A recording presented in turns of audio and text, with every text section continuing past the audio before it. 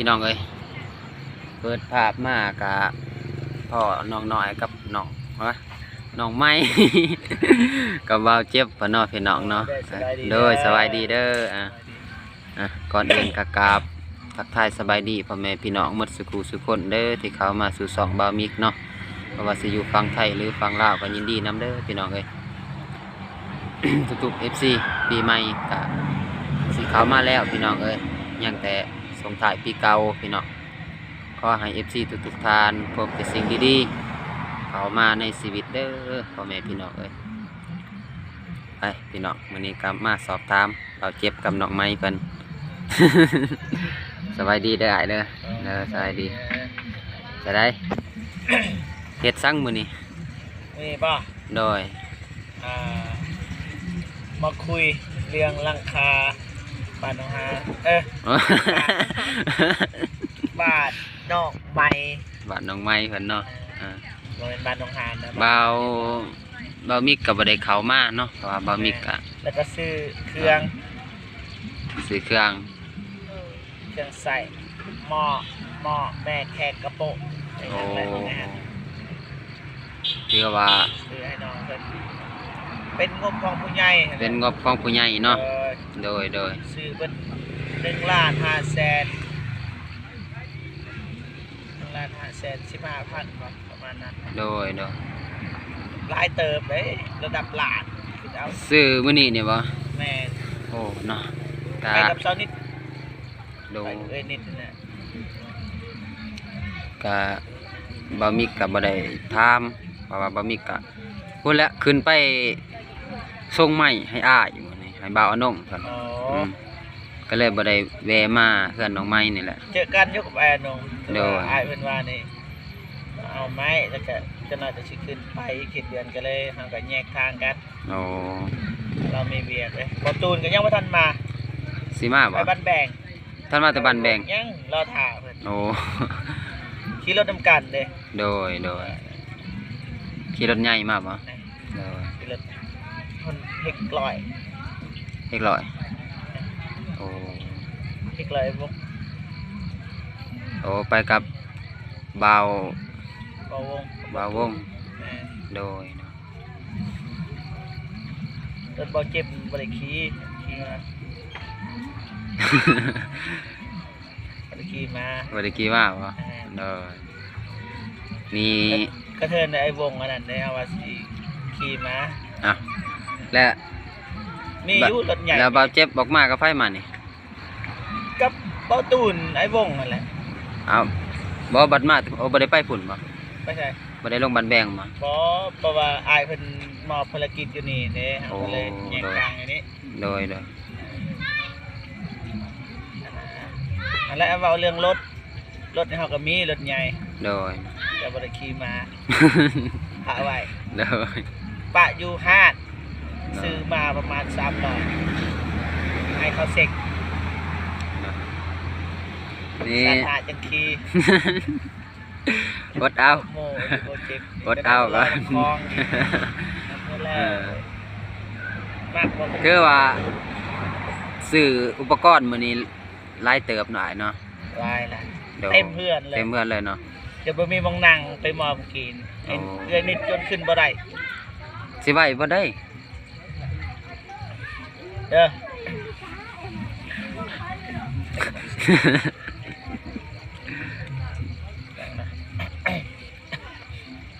ลายเลยบ่ลายสิอ่านให้ฟังเด้อ โดย กระติบเข้าซื้อกระติบ กระติบอีก 4หน่วย โอ้ ลองโป่งเบิ่งปั๊บ4หน่วยได้เรียน 4 กั หน่วย เจอ โดย แล้วก็บ่วง1โลบ่เป็นหยังไปอยู่เทิงก็ได้ โล ถ้วย9ใบถ้วยแกงเด้อ ถ้วยแกง เรียนเบิ่งเก่า 9ใบ เรียนเก่า หน่อย มันก็หลาย มาได้เริ่มเต็มแล้ว โดย ขวดนี่ขวดนี่ซองอันนี่ไว้นี่เริ่มเต็มแล้ว โดย แล้วก็ซื้อหม้อนึ่งอีก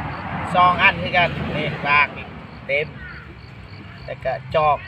12อัน จอก ลืมน้ โอ้ ำ2อันแล้วก็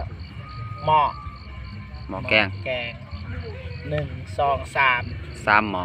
ซ้ำได้อีกแต่ว่าก็มันลายเลยก็เป็นพวกเนี่ย เดี๋ยวว่าเครื่อง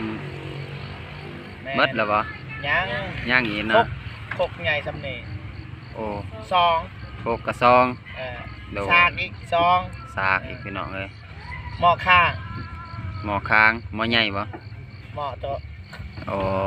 ผัดไข่แล้วก็ต้มเส้นอาหารนี่ ซ้ำผู้ดีเนาะ ใหญ่ หมอใหญ่เลยเนาะ หม้อข้างขวดไข่เลย โอ้ แล้วก็จ้องตัวนั้นไอ้ยังก็เอิ้นว่าขวดไข่นะเอิ้นว่าหยัง จ้อง แล้วก็จาน15ใบเรียนเบิดเต็มไม่รีเหือนเพิ่นก็3 สาม อัน สามใหญ่ ตักหนักไปยังก็ได้ ถือว่า 3 โดย แล้วก็โอตักน้ โอตักน้ำเมดเนาะ ำเบิดเต็มเลยจะขึ้นภาพเลยสำนีก็นี่กองเลย ไปซื้อกับสาวนิดวะ แม่น โตเนาะพี่น้อง ประมาณนั้น บ่าวมิกกับบ่ได้ไปน้ำเพิ่นพี่น้องเอ้ยนี่แหละจังมาคำในขึ้น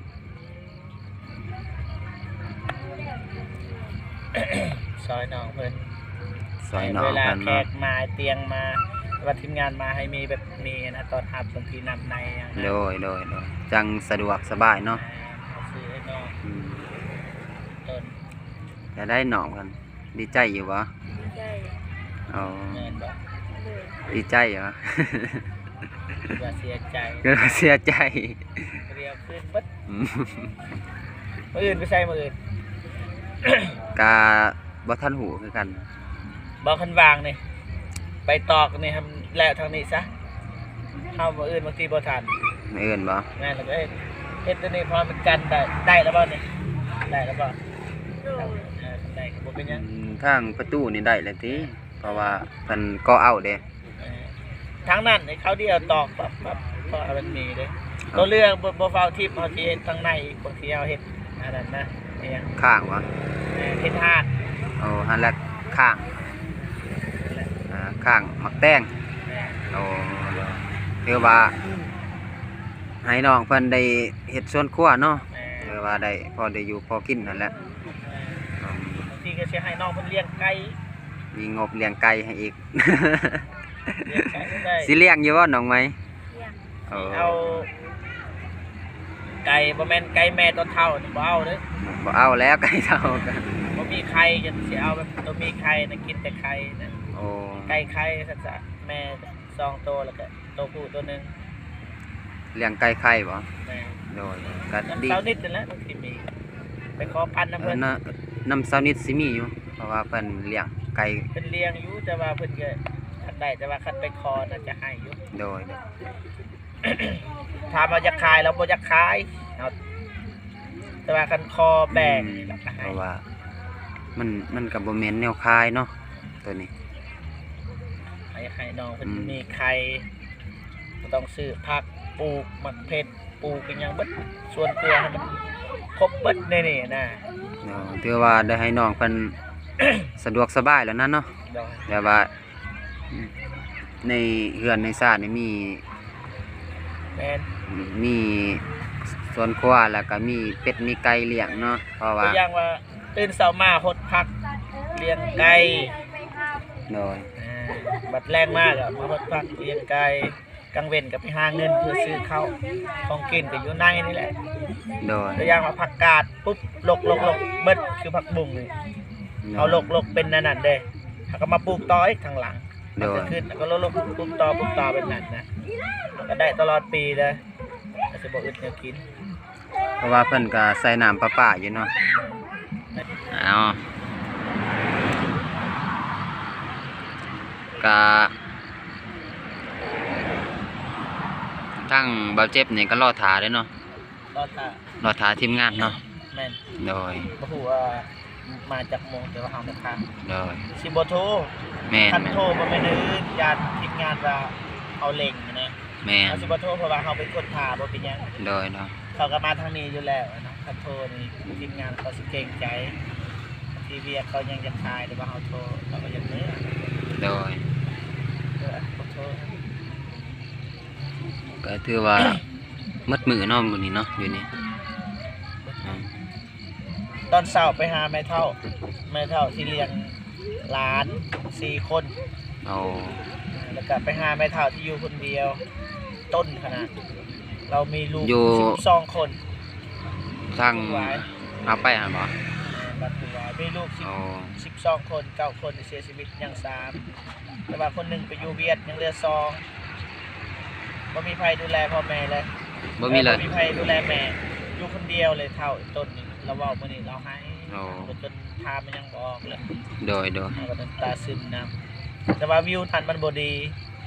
เขาโคตรเสียดายเลยวิวที่แบบว่ามีคุณภาพแต่ว่ามันบ่ดีนะคลิปที่มีคุณภาพบ่มีคนเบิ่งอยากให้มีคนเบิ่งแต่อยากให้มีคนสวยนะถ้าบ่มีคนเบิ่งบ่เห็น โดย นั่นน่ะอีกต้นนะฮะกันซอยที่คนเฒ่าโคตรได้บุญเลย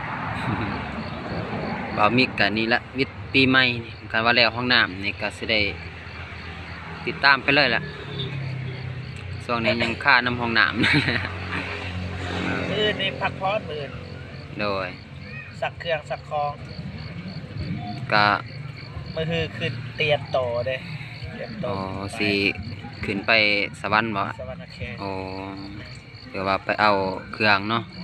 แม่นไปเอาเครื่อง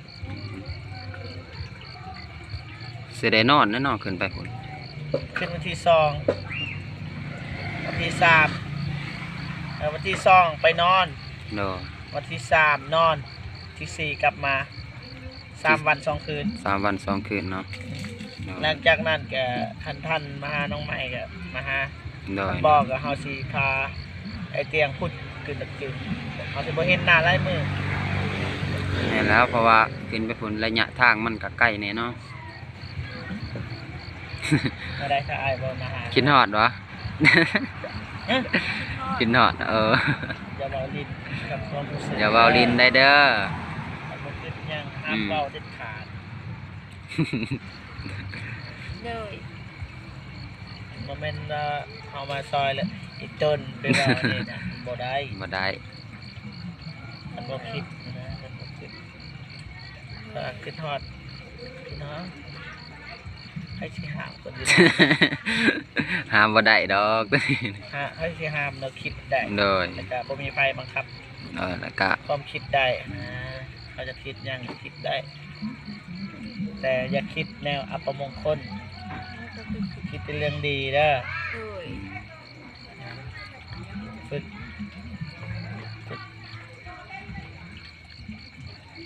ึกหยังฝึกคิดเป็นเรื่องดีเฮ็ดเป็นเรื่องดี เลย คิดบวกนะเบิ่งโลกในแง่ดีนะประมาณนั้นของพี่น้องเนาะ โอเคเนาะอืม อ่า ก็มีแต่สิได้รอท่าแต่ทีมงานมาเนาะอ้ายเนาะทางบ่าวเจ็บเพิ่นก็รอท่าทีมงานพี่น้องก็เลยเตือนน้องไม้นี่แหละอืมก็เรียกว่ามื้อนี้ก็ได้ซื้ออุปกรณ์มามอบให้น้องไม้หลายเติบเนาะพี่น้อง แล้ว อื บ่ ม แม่นละตั้งลาย หลายเติบพี่น้องถือว่าง่ายๆซะแม่นเครื่องครัวเรือนเนาะเป็นอุปกรณ์อยู่เรือนครัวแหล้วนะง่ายๆดอกเป็น นับก็บ่ค่อยอันนี้อดพักบางทียามมือดับดับยามดับก็ดับหนักเลยนะยามมาก็มายาม เพราะ บ่ ว่า มาก็บ่มา มันเป็นน้ำประ เขา ปา จะซื้อกับปุยจะซื้อกับปุยจะยามน้ำมาก็เอาไว้ใส่สบายหดผักอะไรอย่างนะ แบบผู้ยมันก็น้อยแน่ผู้ย ประหยัดแน่นะอยากได้อยูตัวใหญ่ อันแรกคือผู้ยละเดี๋ยวนี้มันน้อยแน่บัด แม่นตัวนี้ บัดนี้ เขาอยากซื้อตัวใหญ่อันนั้นคืออยู่ดันเทิงของไผแม่นเขาซื้อแบบนั้น โดยเขาซื้อประมาณซอง ถือว่า นี่เนี่ย ทางงบเนาะ ซื้อซองอันนี้เนาะสบายหดผักเป็นอย่างนั้นอันนี้ยังนิดหน่อย อาบเทื่อเดียวก็หมดเลย คนเดียวก็เบิดสมพออาบน้ จักอาบแล้วจักบ่เนาะบ่าวเจ็บ ำอาบแต่หน่อยเดียว อืม หดนี่หดทางนี้เบิดบ่ถึกใส่โตแล้วก็มือแทนบ่แบบนั้นบ่ต้องอาบ เออ ลอง ม นี่ตัวอย่างว่าหดในเกียมเนี่ย เกียมมาโดนแล้วก็นี่แล้วก็นี่แล้วเมื่อนั่นเคยปะ ตำอิดกะบ่าวโกเสร็จมาว่าสิลงมาเลยบ่ได้ลงมาซ้ำ มื่อนี้ปะ โดย เมื่อวานเราเซตหาอยู่แต่ว่ามีงบบ่เอาว่าบ่มี มื้อนี้บ่าวมีถามมีงบบ่มีอยู่เพิ่นว่าสิซื้ออันนั้นนั่นแหละ เนี่ย ฮะ ชื่อหยัง สิซื้อสังกะสีบ่ อืม แต่ว่าธนาคารปิดเพิ่นว่า เป็น เอาจังสิสิถ้ามีงบนำเบาโก โดย ให้ซื้อในอื่นซะ ซื้อในอื่นบ่ แอนบอกอะแอนปลาแอนสังกะสีนี่เอาสิจัดการเอง จัดการเองบ่แต่ว่าทางบ่าวเจ็บมีงบทาง บ่ทันเว้าแต่สิหาเอง แต่โอ้ ถ้าผู้ใหญ่ใจบุญนี่เห็น โดย ให้ซอยในอื่นก่อน คือว่า แบบนั้น ทางสังกะสีนี่ยึดไปก่อนเนาะ แม่นบากก่อน บากก่อนเนาะ หางบตื่นก่อนสังกะสี ลักๆแม่น ปรึกษา ลักๆแม่นไม้นี่แหละไม้แปดนี่แหละ ให้ปูกับ แปนแอมแปนปู แล้วก็ไม้ตรงก็ยังบ่มีตาม ไม้เส้นนี่บ่ ไม้เส้น ก็บ่มีนับแต่ตรง เขาบอกวงกบบานมันยังบ่มี แต่ว่า บ่มีหยังเล แต่ ย ว่ามีแต่ตั้งในนั้นซื่อๆแล้ว มี นะ เรื่องเทิงอะนะ โดย ซ้ำเฮาอันนั้น มุงได้ โดยสามว่าขึ้นหลังคาได้มุงได้สำนั้นซื่อ จะให้ทีมงานมาอัปเดตเบิดทุกคนนะ โดย มาซอยนะ ๆอืม บางทีมีงบจากคนนี้นอกคนนี้นอกคันแบบว่าคันบ่มีงบมาเลย คนที่อยากจะซอยเขาบ่กล้าเขายานว่างบตัวเองหน่อยนะครับก็บ่กล้าเข้ามาถ้ามีทางนี้มีน้อยมีนิดนิดหน่อยคนอยากซอยเขาเข้ามา ถือว่า คนที่บ่มีแต่ว่าอยากซอย ถือว่า หลายผู้ใหญ่เพิ่นเนาะผู้ละเล็กละน้อยซะได้ซอยเรือเพิ่น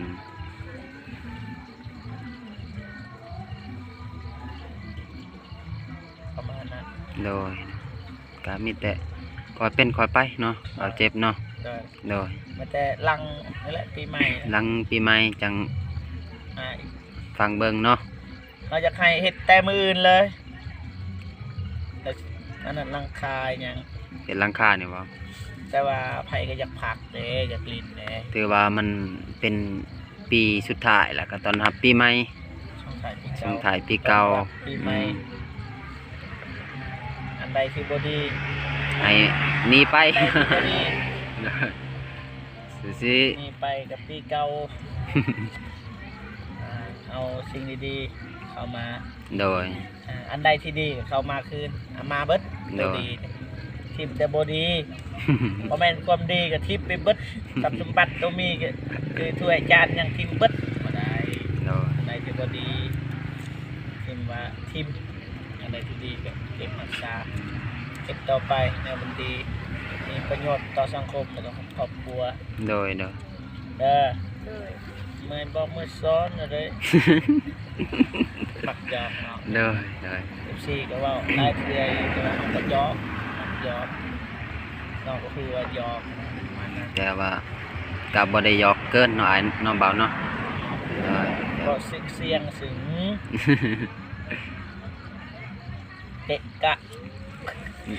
ย่านบ่ได้ยินอะเบาเจ็บเบานี่เพราะว่ามันบ่มีไม้ในนี่นี่ ใส่ไม้บ่ได้บ่ บ่ได้อ่ะ ไม้เฮาก็บ่มิกแล้วใส่บ่ได้ โดย ก็ซื้อแต่ซับไม้นั่นแหละ โอ้ย